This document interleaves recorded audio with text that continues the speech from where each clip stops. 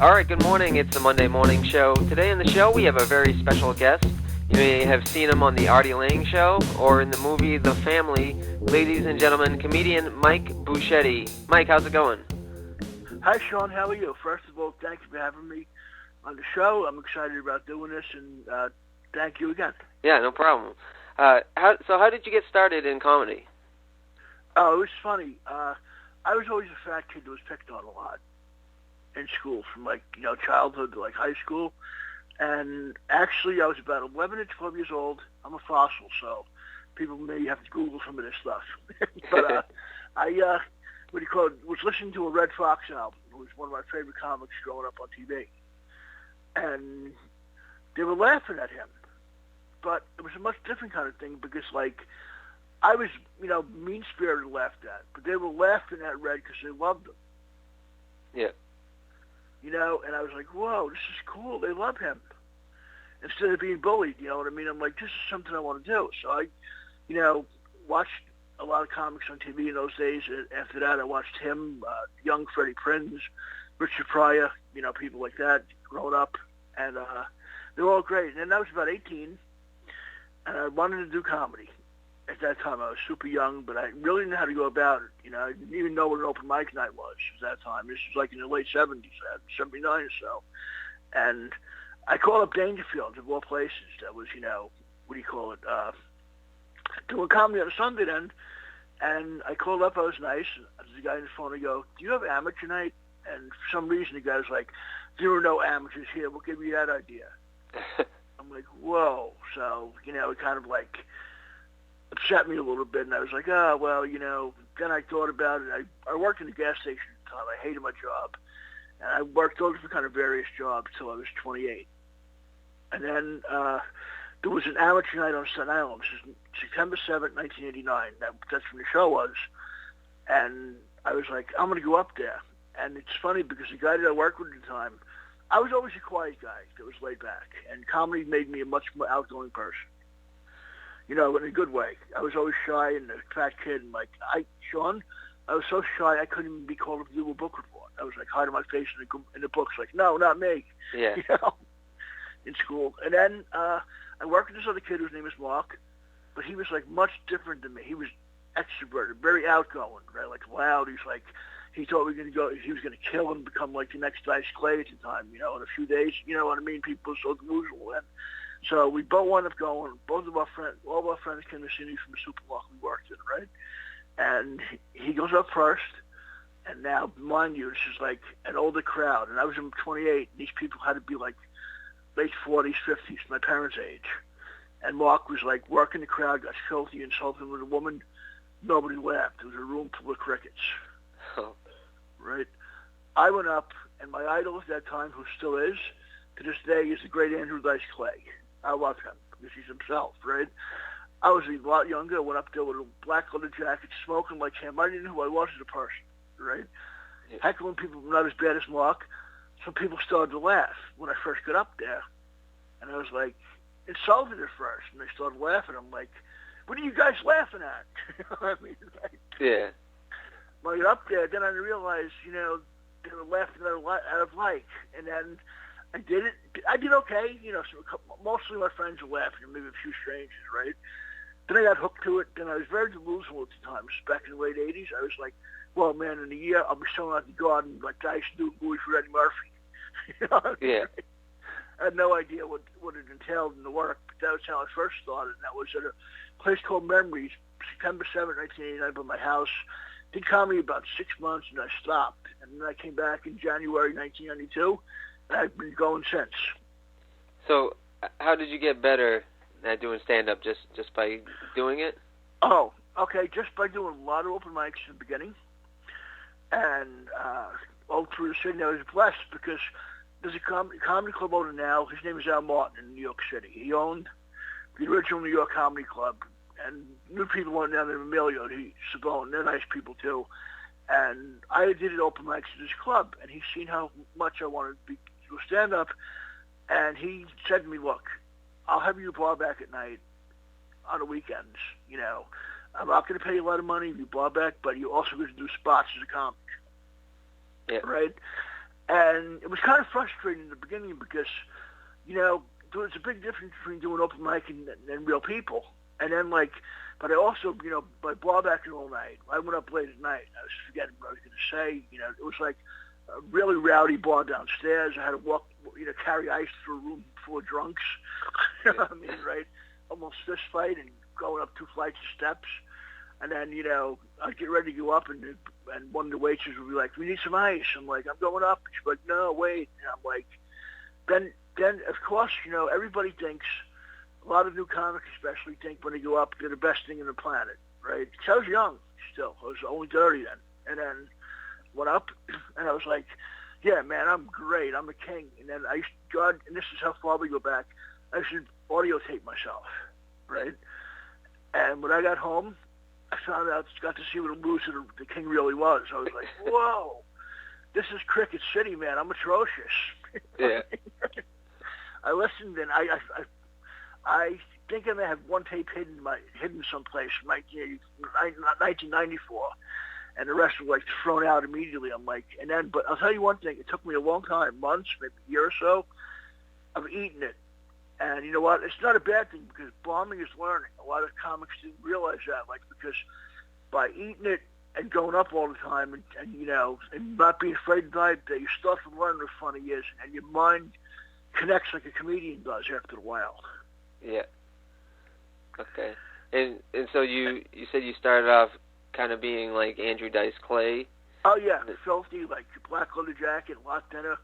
Then what happened was 2 things happened. I was on stage one night at the New York Comedy Club, and some guy yells out, "Dice!" Then I stopped for a second, and I thought in my head, and I go, "No, wait a minute. I love him and everything. He's great. He's one of my idols, but he's him and I'm me." Yeah.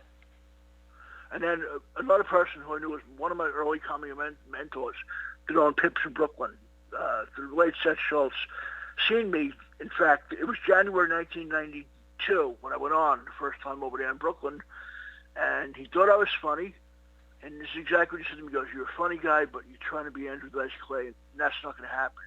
But he's very nice. He goes, because first of all, he goes, "You can never be him as a person, and he can never be you."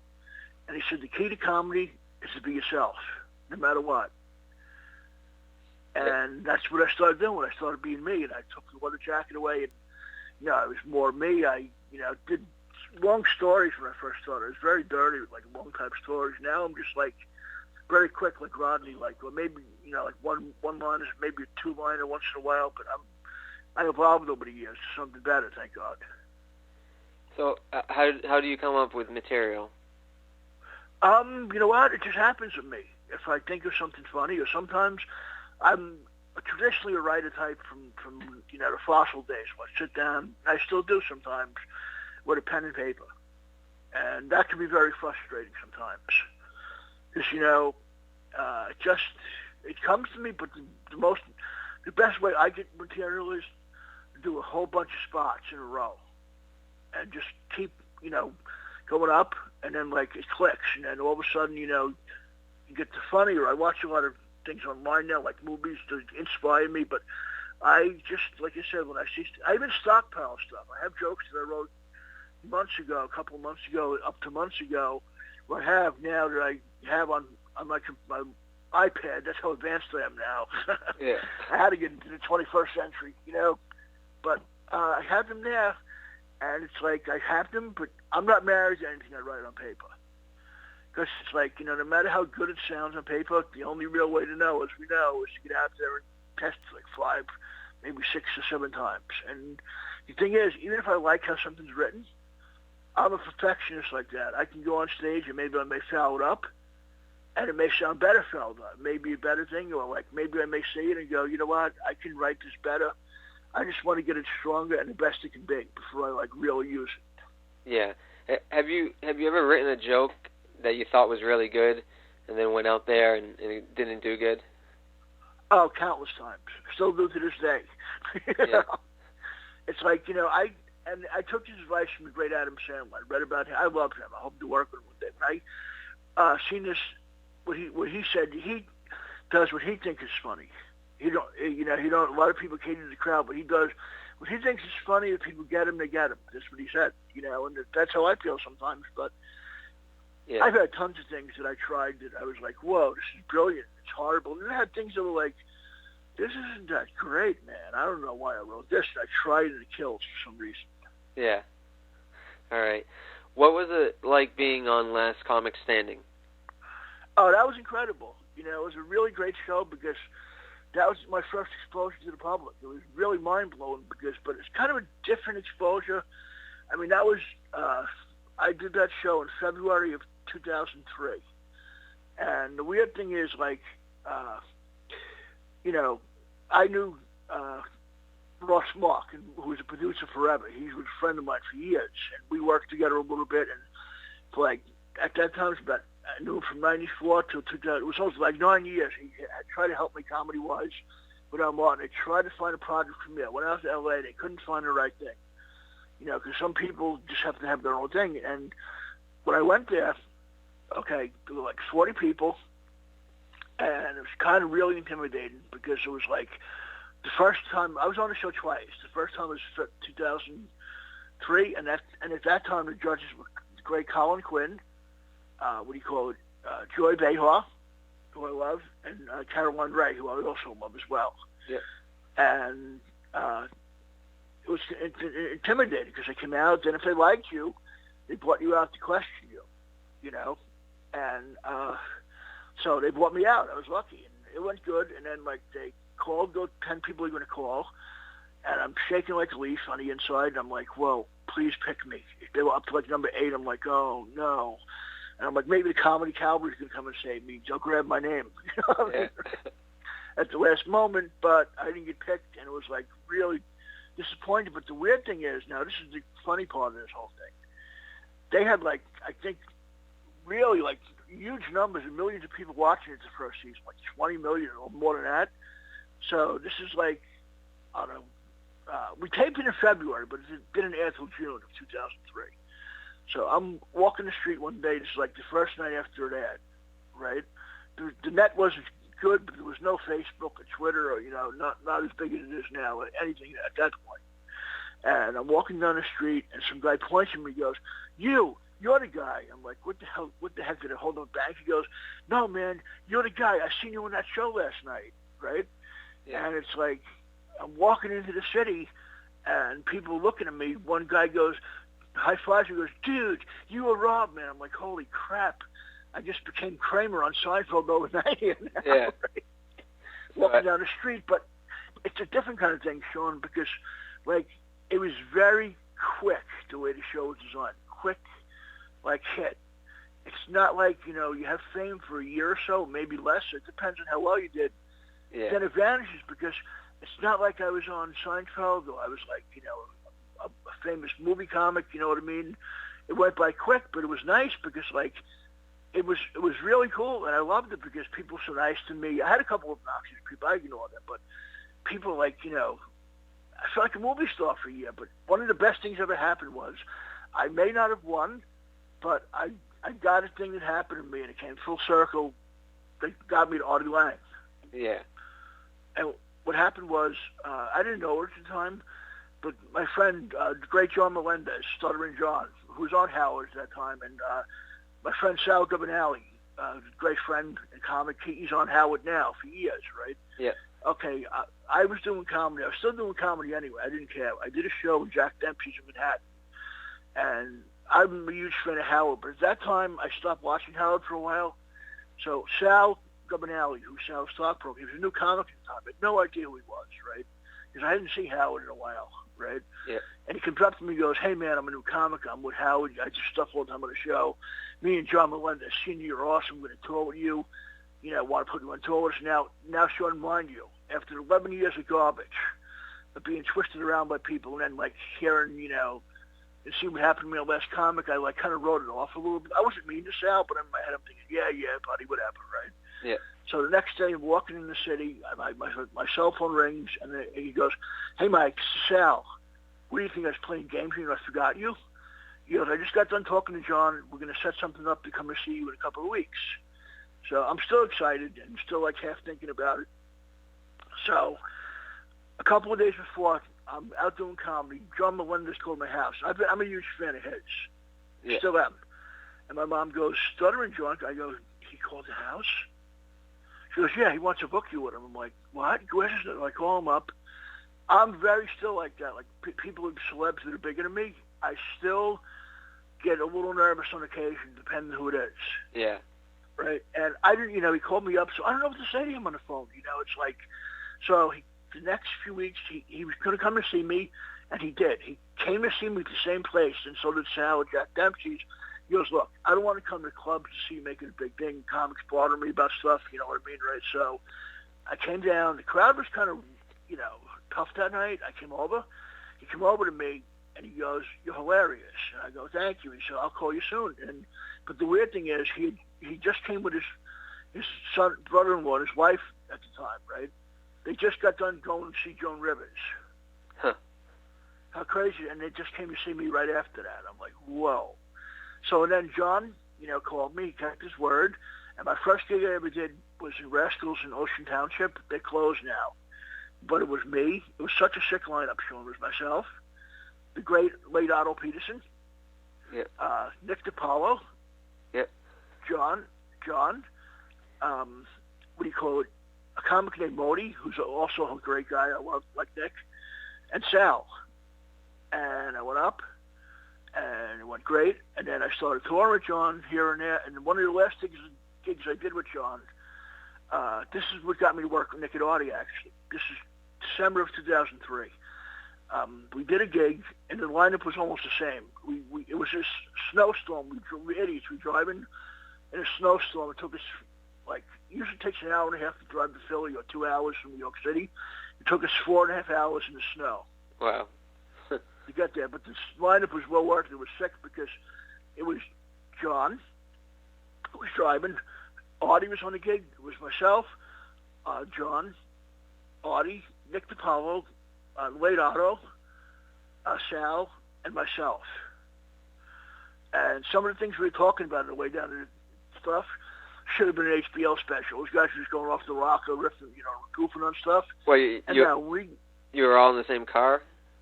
Yeah, in the same truck. Oh, okay. It was a comedy like that. It was like HBO versus it was incredible. But yeah. So now, mind you, we get there, and this is one of it was like a music club. I think it was called the Electric Factory. It's one of the rowdiest places in Philly that ever lived. After we get there, after driving 4.5 hours, right? And we get there, and the crowd all like white trash hillbillies yelling stuff, you know what I mean? When we get in there, I'm like, oh, no, man. Right? They even heckled Otto, who was like almost crying up there. Yeah. It was so horrible, right? So I get up there, and I'm like, and they started bothering me, and I go, screw you, goddamn hillbilly, tootless jackasses. That's what I said, right? Yeah. I'm not backing down. You moronic idiots. And believe it or not, they started laughing, hysterical, and clapping. That was the kind of crowd up for, right? So then Nick went up, and Nick came over to me after that. He goes, I like you. That's the first time I've seen you do comedy. I like you. He goes, you're a funny guy, man. He goes, you take any crap from them. And Artie said the same thing. So then, I didn't see Artie for a while, but I ran into Nick in the city, and Nick said, you know what? I want to start touring with you. You're a funny guy, and you know what? And I think you can handle my crowds. Because Nick's crowds can be a little harsh, but then, in the old days. Yeah. And I want to tour with Nick for a while, and in the meantime, I had done, tours with Sal and Richard, Howard Stern show, Shuley, all those guys befriended me as well, and we toured for a while. Then I worked with Artie on and off for years. You know what I mean? I didn't see him for a long time, and then when he got sick and almost died, it was horrible. He tried to kill himself. It was horrific because I got in touch with his sister and his mother and his family, and I was writing them all the time and cheering them up. And then Nick and Artie had their show. It wasn't even on TV yet. It was on radio on DirecTV at the time. And Nick invited me up, and Artie did. They invited me to the show. One of the first times. It was a late night show. It was done started at 10, it was over at 1. And at night, late night radio show. So I get there, and my good friend, who's also a great comic that I know forever, Judah Freelander, was on the show that night. Oh, yeah. And I have sleep apnea, Sean, right? So they said, relax. And the couch they had up there was like a giant, like, Herman Monster could fall asleep on it. It was so big. You know what I mean? It was comfortable. And it had like a really cute receptionist to work there. I'm talking to her, and I'm like, and I'm starting to fall asleep. And I'm sleeping. All of a sudden, I overslept from my spot. Judith's waking me up. On the couch, right? He said, Mike, you were supposed to go on half an hour ago. I just got here. He goes, they're goofing on you on the radio. You're sleeping on the couch. Thinking audio, letting you have it on the air. Right? So, Sean, I get in there, and they're like, so, you know how those guys are, it's Sleeping Beauty. You know what I mean? Right? You're the only guy in the history of comedy who could fall asleep across the hallway and be here on time an hour ahead of time and still not get on time. Yeah. Right? So they're heckling me. It's fun. They're letting me have it. But the thing is, like, at the time, I took an express bus from the city, where I still do, because I live in Staten Island. I don't drive. And at that time, the last one was like 1 o'clock, right? Now this is 2011. Now they run all night, 24 hours, right? Yeah. So I'm only on the show about 10 or 15 minutes. And I say to Nick, can I leave in about 2 minutes? He goes, you were supposed to be on it for an hour. What do you mean you're talking about leaving in about 2 minutes? My bus leaves at 1 o'clock, and if I don't catch it, I'm going to have to wait all night. Take me 2.5 hours to get home, but very set down. He goes, what kind of clown are you? And he said, he goes, you get here an hour ahead of time. You sleep on the couch. Judith Freeland has to wake you up. You guys are you have a celebrity waking you up. You have a hot chick talking. You fall asleep on it. He goes, you want to leave early like a moron? And he said, entry on 10 minutes. And he goes, but we still love you. That's what he said, right? And then, I did the show on and off. And I didn't bother them because I never, that's one good thing about me, Sean. After 25 years of comedy, right? I've been very lucky to have some great friends that became super gigantic and famous. But the thing is, I never asked them for a favor for anything. Yeah. Anything, because you know why? I love them as people first. Yeah. You say, like, when I became friends with John and Artie, right, early on, and that's how I knew they were my true friends, because they were celebs. I couldn't lift a finger to help them. I couldn't make calls to anybody. I didn't know anybody that could help them. And you know what they told me? You don't have to do anything for us. We love you. You're our friend. Yeah. And that's why I never asked them for stuff. I never asked them for anything like that. Unless, like, it's something that, you know what I mean, that I could really need, that would help me in a good way.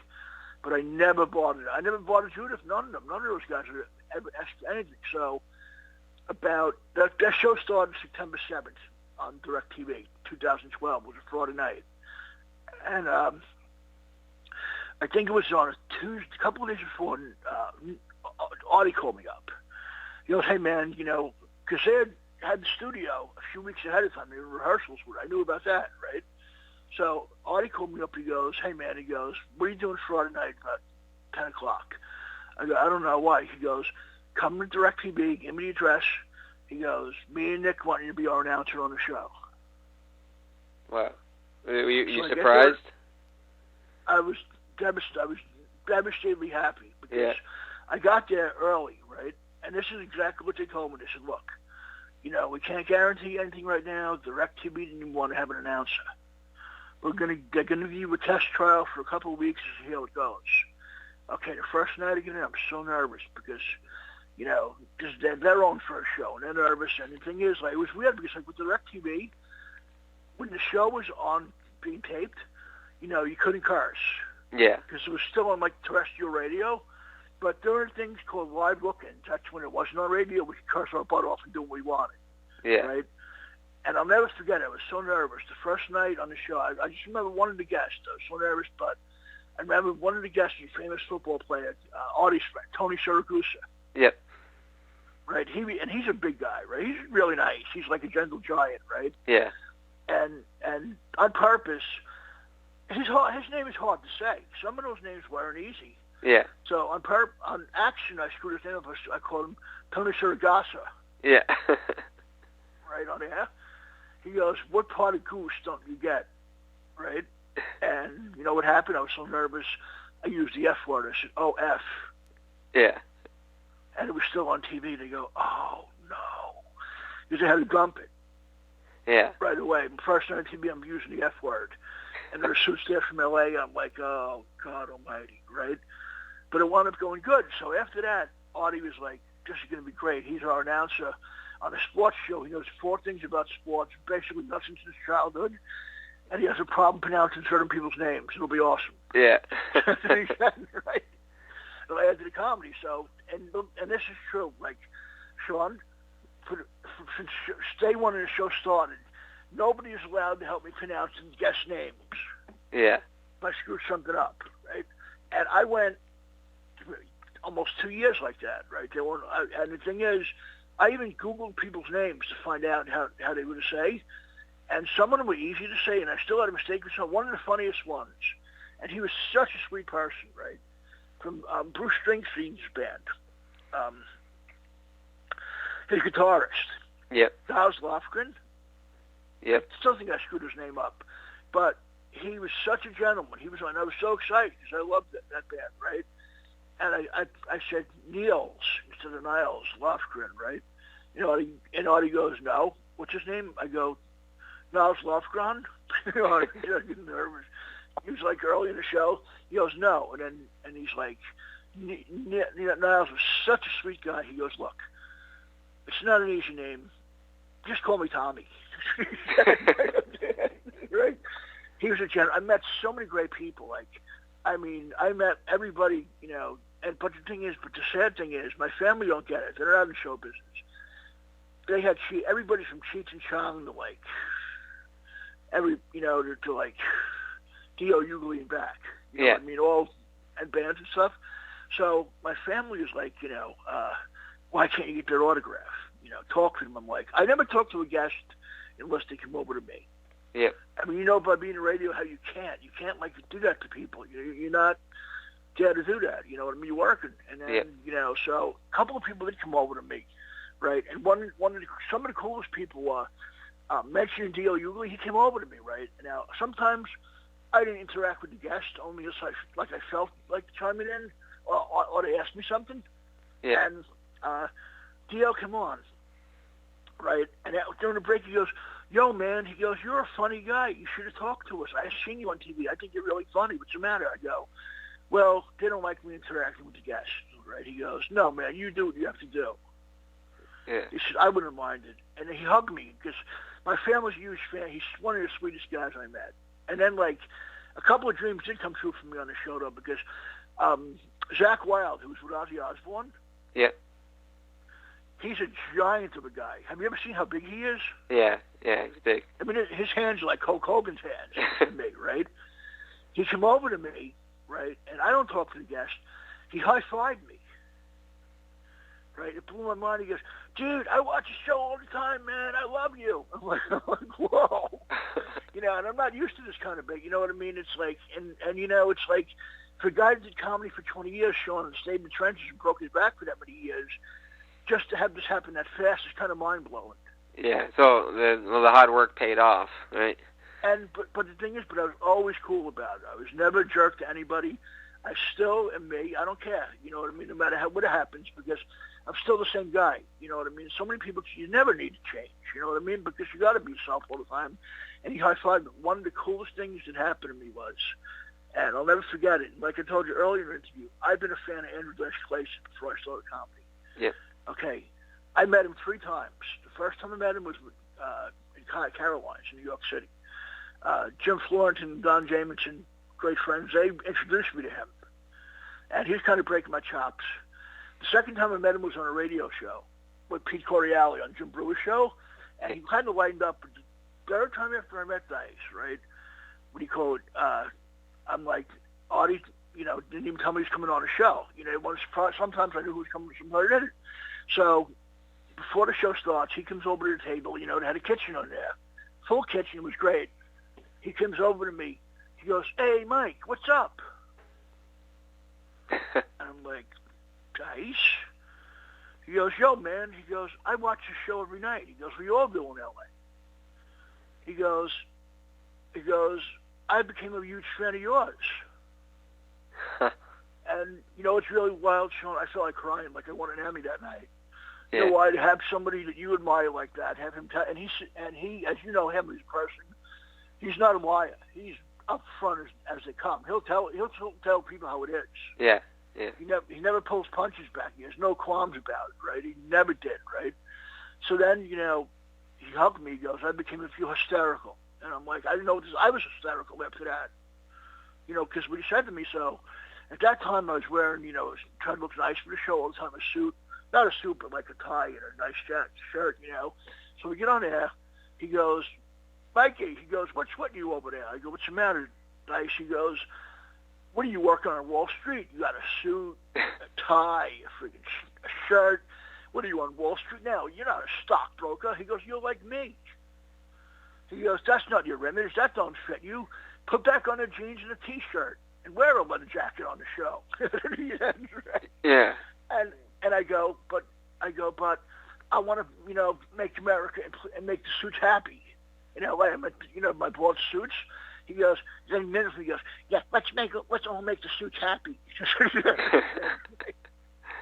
He said, "Tell me," he goes, "No, let's make them nice and jolly." That's what he said, right? Yeah. He goes, "No," he goes off the air. He goes, "F them, they're morons." Yeah. That's what he said. He goes, "Don't ever let them tell you to come." But the sad part is, our friend Seth, who on Pips, died like years earlier. And before I ever met Dice, because he was a good friend of his, all comics went to Pips years ago in Brooklyn. All famous ones started there, like him, David Brenner, Seinfeld, people like they all went there years ago. And Seth was my mentor. He said, "You know what? Just be yourself." Like he told me early on, like it's in the conversation. And he said, "You know what? Someday you're going to meet Dice, and he's going to like you because you're a good guy." That's what he said. And he knows you're you. He said he's the real deal. So, and then I mentioned Seth. Our friend Seth, God forbid, rest his soul, killed himself. Yeah. And, like 10 years earlier, like a couple of years, maybe like 6 years earlier, 7 years earlier, right? And, like, Dice got a rep. People see him, he's a hard butt, he's this, he's that, He really is a giant teddy bear. Yeah. And I'll tell you another thing why I liked him, too, because he came over to me after that, right? And I said, "You know what? I used to go to Pips in Brooklyn." He goes, "I know that. What do you think I was born yesterday?" Like breaking my chops, right? But not a mean way, just having fun. I go, "You know what? Seth Schultz was my mentor." And you know what? He got silent. He looked me in the eye like he was going to cry himself. And he hugged me. And he goes, "He was mine, too." Yeah. I'm like, whoa. But you know what? The main thing made me really love Dice even more, besides as a comic. When he came on the show, Artie was asking him, he goes, "Hey, man, what happened to you? You were out of the scene for a while." He goes, "Look," he goes, "I took 10 years off to raise my sons when I got divorced." He goes, "You know what?" He said, "I'm super, super blessed." He goes, "I could always work in Vegas. I knew I'd always be able to do stuff." He goes, "Family is number one, and my son's the most important thing." Yeah. And so Artie was heckling him and going, "What do your sons wear leather jackets like you?" And they're like, "Pick me up some Coke bimbos." You know what I mean? Right? He goes, no. He goes, "They're exact opposite." And I met his sons. They were gentlemen. Yeah. When I met them. They're great musicians as well. They have a great band out. I forget. And they're Max and Dylan. They're nice kids. And they came over to me and they go, "Hi, Mr. Bocchetti." Oh, they knew you too? No. They, from him, they call me Mister. I'm like, no, call me Mike. That's cool. He goes, "Are you sure?" I go, "Yeah." And like I said, they became friends with me. But the thing is, I always loved him as a comic, but that made me love him as a person. What a general, you know what I mean? He took 10 years off to raise his sons, make them good kids. That made me love him even more. And I know he's been very charitable to people too with stuff he does. It's just that, Sean, it's weird. Some people, they give a hard time to him in this business, and some people get the keys to the city, and they always gave him a nightmare. All he was being a comedian. Yeah. And they just hammered him. Yeah. All right. Well, do you have any advice for new comedians? Absolutely. Just love what you do. Just, you know what? Don't think you're above anybody. People make you be crap in the beginning, and you know what? Just ignore it. If anybody's really a jerk, just try to walk away from it. Be cool to people because, and you know what? And this is still a golden rule to me. If when you do comedy as much as you can, right? Make sure other comics see your work, and when you do and you kill, because try to kill or degrade as much as you can. It doesn't always happen, but just try to be as funny as you can be, because comics are like housewives. If they see somebody they've never seen before and they do well, they're like, whoa, did you see? Whoa, did you see? And all of a sudden, they start befriending you, and then all of a sudden agents hear about you, and it's just one big thing, because if they like you, you're in. Yeah. You know what I mean? That's the bottom line. But and the thing is, the key to comedy is be yourself. But it's a little more brutal now, because like when I started in the early '90s, I read after '89, but '92, the world was a different place. It wasn't as politically correct as it is now. Yeah. You know what I mean? So I never, but my comedy doesn't insult anybody's race, religion. I don't go after people like that. I never did. I didn't believe in it, really. But if you do comedy today, just, go to times if you have to. You know what I mean? But be yourself as much as you can as well. And just write, enjoy what you do, and let things happen. You know what I mean? And don't have super high expectations, because, it can be a very frustrating thing. And just, take an acting class as well. You know what I mean? Because it's good to be a comic and an actor today if you can, because it'll help you. And just keep loving what you do, and don't listen to anybody else but yourself.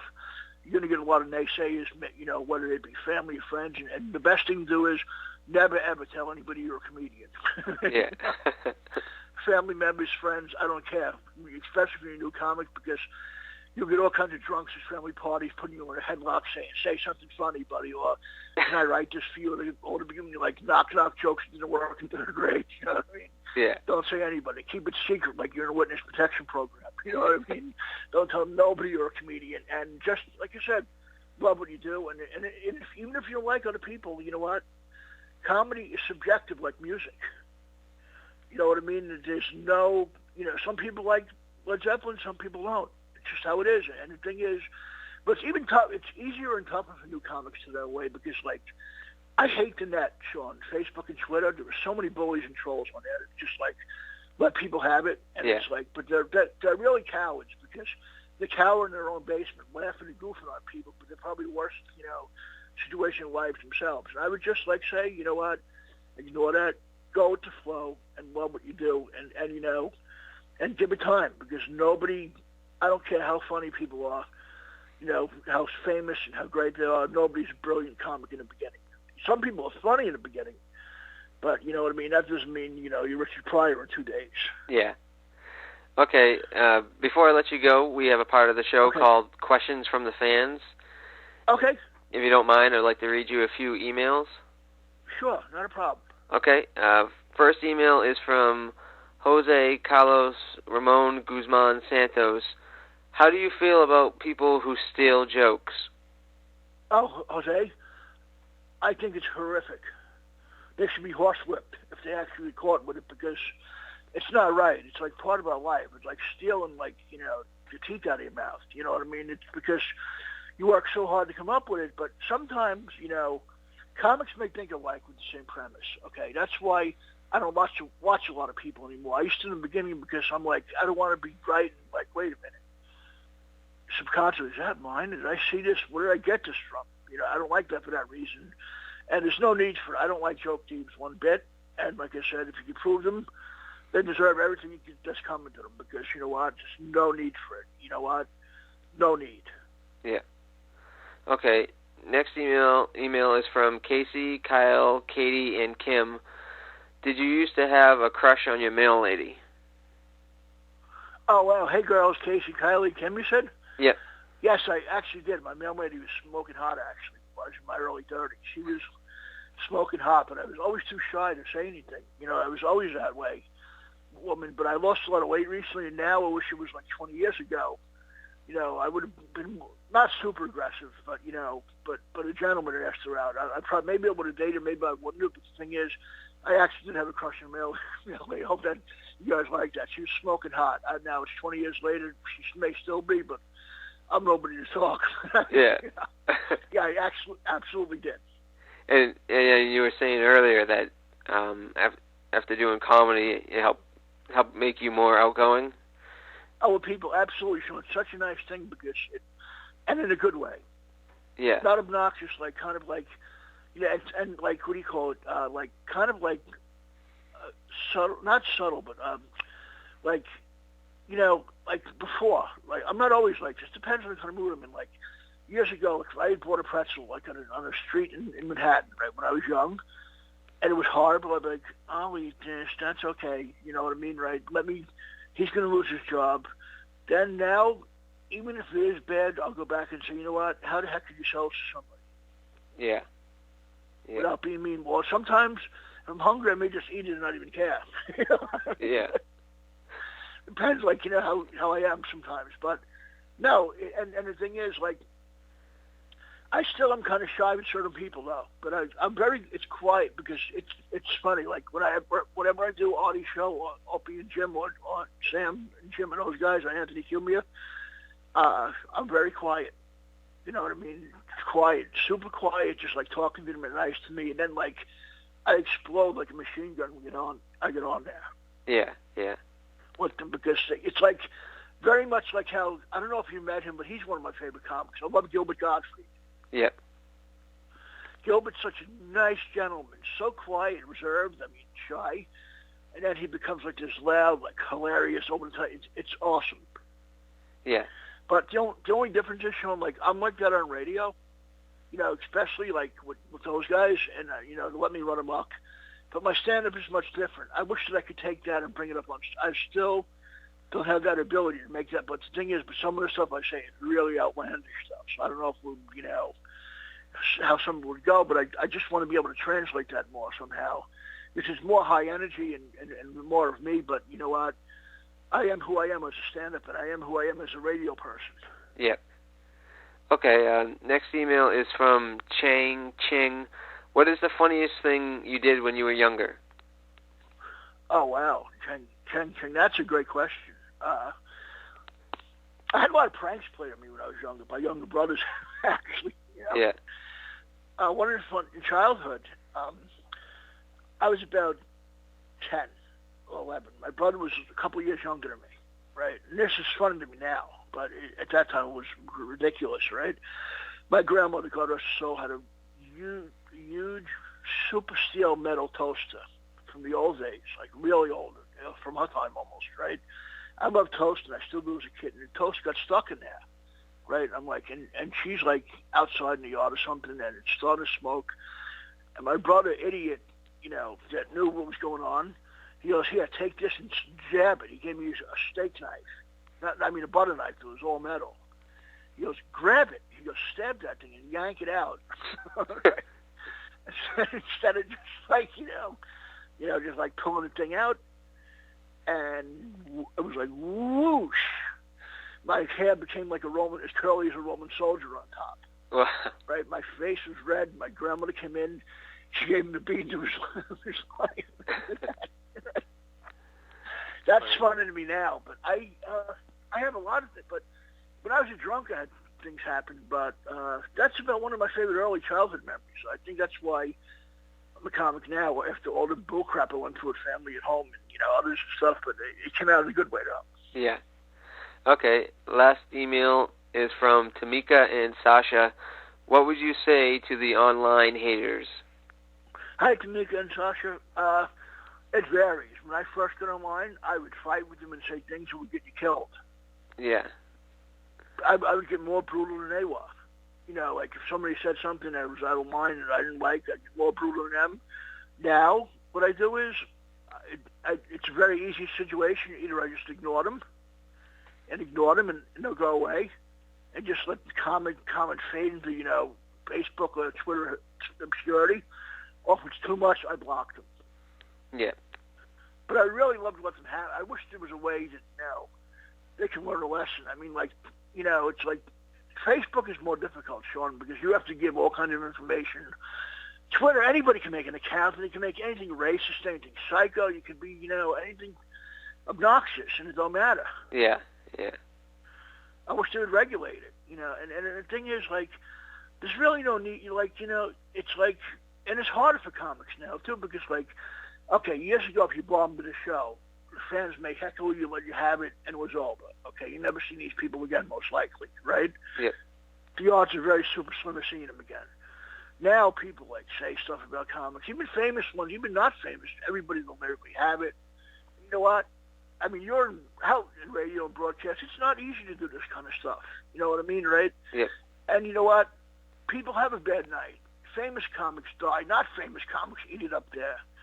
Somebody says something wrong on the show. You may, like I said earlier, it's subjective.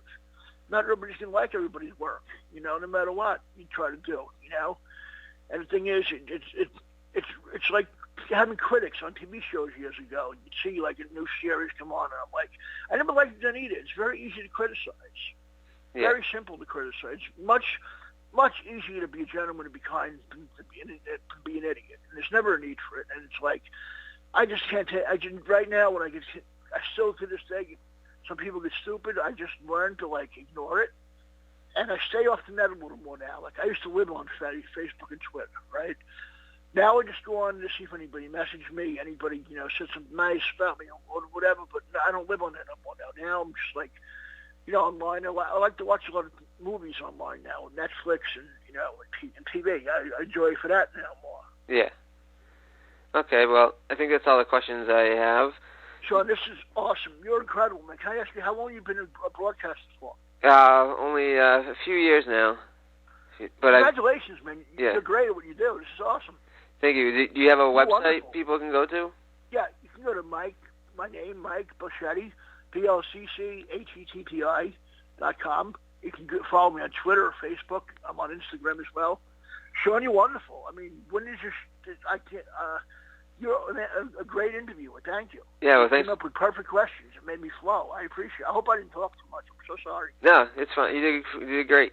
Thanks for coming on the show. And I wanted to paint the picture for you. You know what I mean? So you get, and I've been dying to go up to that area forever. Yeah. You know, and it's like, it's just, you know what it is, Sean? Even though I'm kind of known in a way, people know me, but the bottom line is, it's so hard to get booked unless you're like, you know what I mean? Just another level than me. You know what I mean? Yeah. It's just not easy, as I thought it would be. I mean, you know, what do I got to do? Bring Adam Sandler up there with me to tell him to put me on? Yeah.